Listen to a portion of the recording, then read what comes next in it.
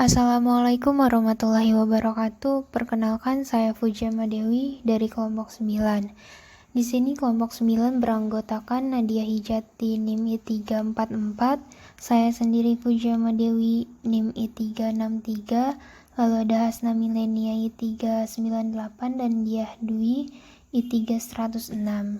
Di sini kami akan mempresentasikan hasil diskusi kami mengenai kepemimpinan dan pendekatan masyarakat dalam pandemi COVID-19. Selanjutnya, permasalahan yang mewarnai peranan pemimpin dalam menghadapi kegentingan pandemi COVID-19. Pada bacaan tingkat kepercayaan pada negara, modal penting penanganan COVID-19.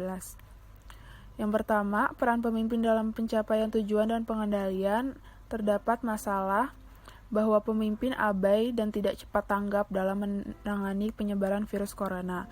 Bahkan, Menteri Kesehatan Terawan hanya menghimbau jangan panik dan makan yang cukup. Peran pemimpin dalam proses pembangunan. Permasalahan dalam bacaan adalah pencegahan penyebaran virus corona lamban. Baru diberlakukan PSBB saat 2 WNI teridentifikasi positif corona. Hal ini mempengaruhi tingkat kepercayaan masyarakat terhadap pemerintah. Artikel selanjutnya yaitu saat Jokowi lambat, rakyat bersatu lockdown lokal cegah COVID-19. Pertikaian dan konflik.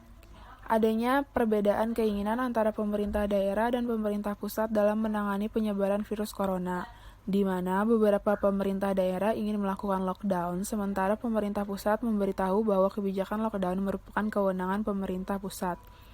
Selain itu, ada masalah saat Presiden Jokowi tidak mengizinkan kepala daerah untuk melakukan lockdown, rakyat berinisiatif untuk melakukan lockdown mandiri di perkampungannya masing-masing. Hal ini merupakan bentuk protes masyarakat terhadap kinerja pemerintah pusat yang dianggap lamban dalam menangani penyebaran virus corona. Selanjutnya yang berjudul Penanganan Wabah COVID-19 dengan Pendekatan Budaya. Adanya masalah kebijakan social distancing yang dirasa gagal karena kepatuhan masyarakat yang rendah. Hal ini dibuktikan dengan masyarakat di berbagai daerah masih melakukan aktivitas berkumpul seperti biasa. Selanjutnya, pada peranan pemimpin, hubungan peran pemimpin dan pengikut. Adanya masalah yaitu pemimpin menghimbau untuk menjaga jarak dalam rangka pencegahan COVID-19.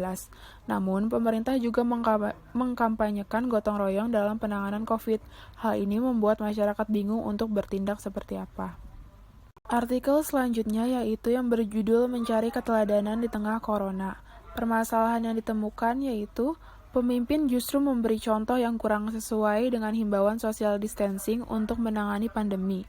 Seperti yang dilakukan oleh Menteri Kesehatan Terawan yang justru melakukan seremoni bagi pulihnya 3 pasien corona. Selain itu, masalah selanjutnya adalah minimnya transparansi dan informasi publik dinilai sebagai penyebab munculnya kabar hoaks COVID-19 secara masif hingga akhirnya dipercaya oleh masyarakat. Yang ketiga adalah permasalahan pemerintah pusat yang memberlakukan social distancing seperti membatasi operasi transportasi umum, namun pada realitanya justru terjadi antrian panjang dan penumpukan penumpang di beberapa halte Transjakarta yang malah membuat anjuran untuk social distancing menjadi sangat sulit dilakukan. Peran pemimpin yang dibutuhkan dalam menghadapi pandemi COVID-19. Yang pertama, peran pemimpin dalam mencapai tujuan dan pengendalian perilaku. Peran ini dibutuhkan untuk menyatukan mindset dan mengendalikan seluruh lapisan masyarakat Indonesia tanpa terkecuali agar dapat menekan angka kasus COVID-19 di Indonesia. Contohnya, melakukan himbauan untuk bekerja atau belajar di rumah.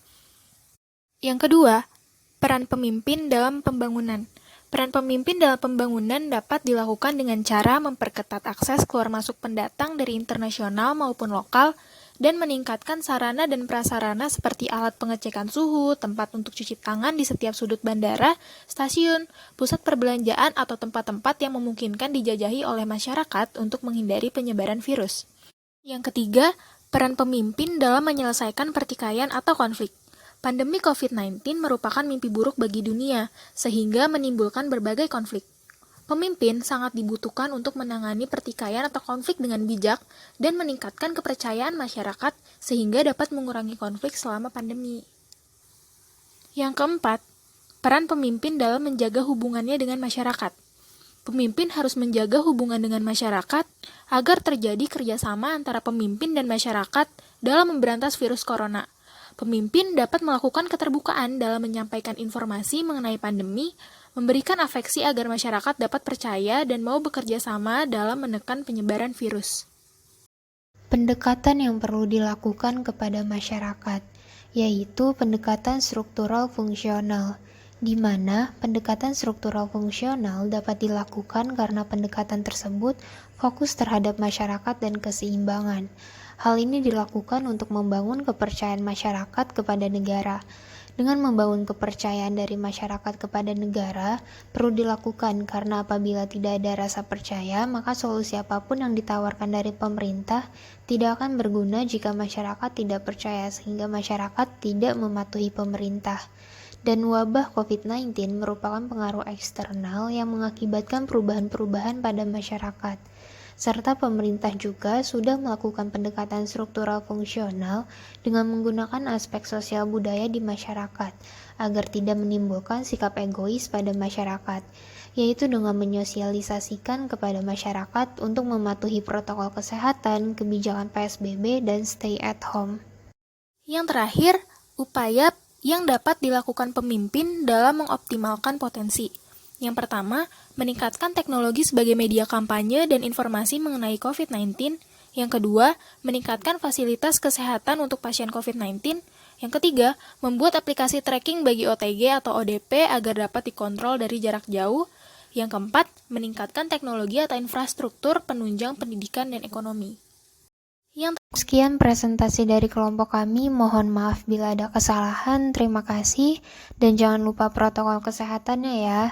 Wassalamualaikum warahmatullahi wabarakatuh.